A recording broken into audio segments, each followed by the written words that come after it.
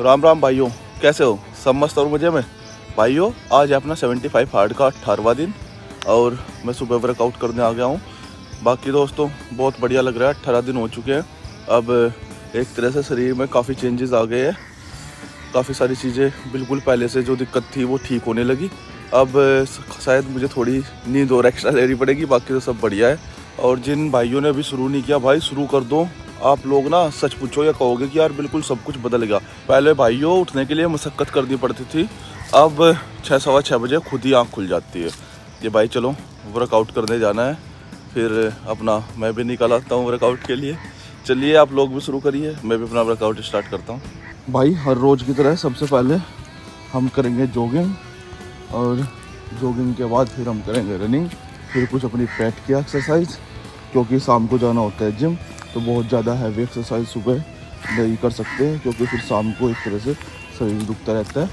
तो normal exercise हम सुबह के टाइम पे करते हैं और हैवी एक्सरसाइज फिर शाम को करते हैं।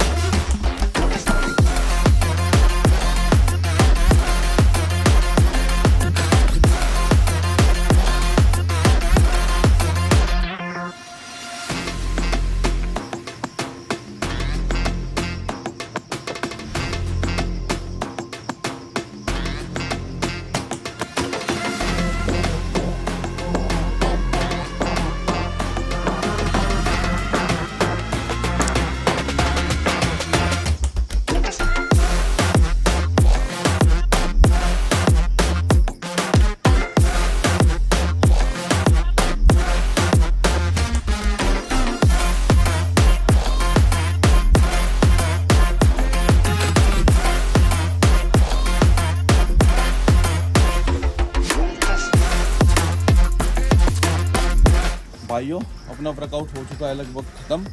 अभी मैं घर जाऊंगा। अब क्या है, सारा वर्कआउट दिखाना पॉसिबल नहीं, स्ट्रेचिंग वगैरह करते हैं क्योंकि फ़ोन पकड़ के वीडियो बनाना पॉसिबल नहीं हो पाता। अब वही अपना एज़ यूजुअल रोज़ वाला काम। अब घर जाके अपनी डाइट वाइट दे के फिर नहा धो के ऑफिस दिहाड़ी लगाने के लिए, क्योंकि दोस्तों काम भी करना है। फिर अपना ऑफिस में थोड़ी बहुत एडिटिंग करेंगे, फिर मिलते हैं शाम को। लो जी भाई लोगों, अब मैं निकल पड़ा अपने ऑफिस की तरफ। अब अपना ऑफिस का काम धाम देखेंगे, फिर शाम को अपना जिम में मिलते हैं। भाइयों आज मंगलवार है, तो शाम के टाइम में आ गया मंदिर, क्योंकि मंगलवार को बालाजी महाराज के पास आना बहुत ज़्यादा ज़रूरी है। बोलो जय श्री राम, जय हनुमान, जय बालाजी महाराज।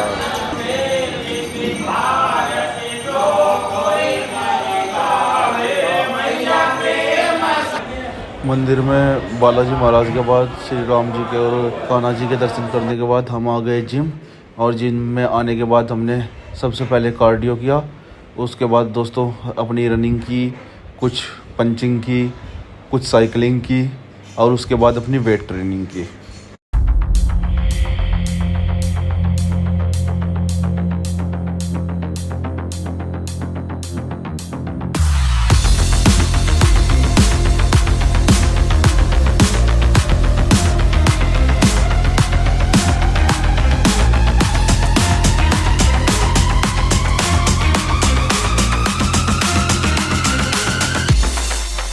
दोस्तों आज हमने सिद्धार्थ प्रकाश के अंदर पढ़ा, जैसे मैंने पहले शिक्षा का महत्व पढ़ा था, जिसमें बताया था कि दंडनीय अपराध होना चाहिए अगर कोई अपने बच्चों को शिक्षा नहीं देता।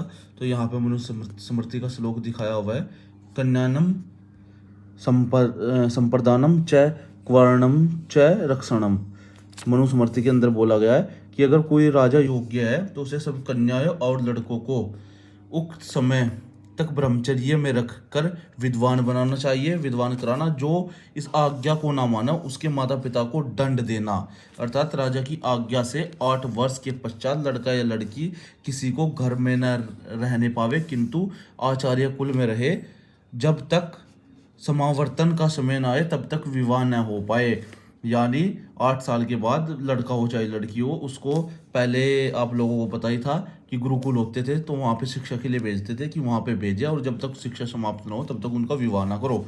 ठीक है, तो ये चीज़ समझ लो।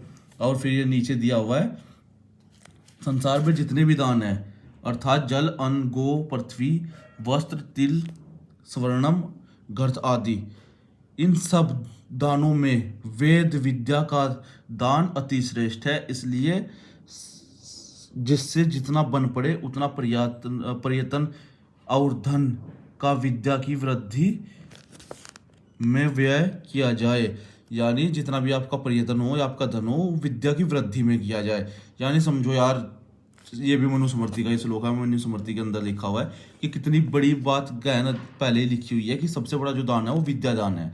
आपका जो समय है और जो आपका धन है वो विद्या दान देने में व्यय होना चाहिए। जैसे कहते हैं ना कि अगर हम किसी को पढ़ाते हैं, मान के चलो हमने किसी को 10 दिन रोटी दी तो 10 दिन पेट भरेगा, वही अगर हम किसी बच्चों को पढ़ा देते हैं तो पूरी जिंदगी कमा के खा सकता है। तो वही चीज़ इसमें बताई हुई है कि भाई विद्यादान सबसे बड़ी दान है, तो हमें विद्यादान करना चाहिए। जिस देश में यथायोग्य ब्रह्मचर्य, विद्या और वेदोक्त धर्म का प्रचार होता है वह देश सौभाग्यवान होता है। चलिए भाइयों, तो ध्यान रखो कि आपके पास जो भी शिक्षा है गलत किसी को मत दो, अच्छी शिक्षा लोगों में बांटो और इसकी वृद्धि करो। अब हमारा तीसरा अध्याय समाप्त हो चुका है, अब चौथा अध्याय शुरू होगा जिसमें लिखा हुआ है कि चौथे अध्याय में समावर्तन, विवाह और गृह श्रम की शिक्षाएं दी गई है। मतलब वेदों में यार सब कुछ बताया हुआ है, मनुस्मृति के अंदर, वेदों के अंदर हर चीज़ आपको समझाई हुई है, आपको क्या करना चाहिए क्या नहीं करना चाहिए जीवन में। अगर आप लोग पढ़ लोगे तो भाई मुझे तो लगता नहीं कुछ ऐसा है कि जो इसमें ना पढ़ाया गया हो या ना समझाया गया हो। इसलिए विद्यादान सबसे बड़ी चीज़ है। चलिए हम लोग आगे भी पढ़ेंगे। भाइयों, आज के अपने सारे टास्क हो चुके हैं कंप्लीट। अब कल मिलेंगे सुबह। जैसा मैंने आपको बताया था, अब मैं सेल्फी नहीं लगाऊंगा, फोटो आपको 75 दिन बाद ही दिखाऊंगा। फोटो लेके रख लूँगा कि शरीर में क्या फ़र्क पड़ा। वैसे कल सुबह मुझे खाटू श्याम के लिए निकलना है राजस्थान, तो कोशिश करते हैं। अभी भी लेट हो गया क्योंकि अभी पैकिंग वगैरह करनी थी, और कल सुबह तो जल्दी उठना पड़ेगा, लगभग 5 बजे उठ के पहले अपना वर्कआउट करना पड़ेगा और उसके बाद फिर चलते हैं खाटू श्याम जी के दर्शन के लिए। चलिए दोस्तों, फिर मिलेंगे, तब तक के लिए आप सभी को नमस्कार, जय हिंद, राम राम दोस्तों।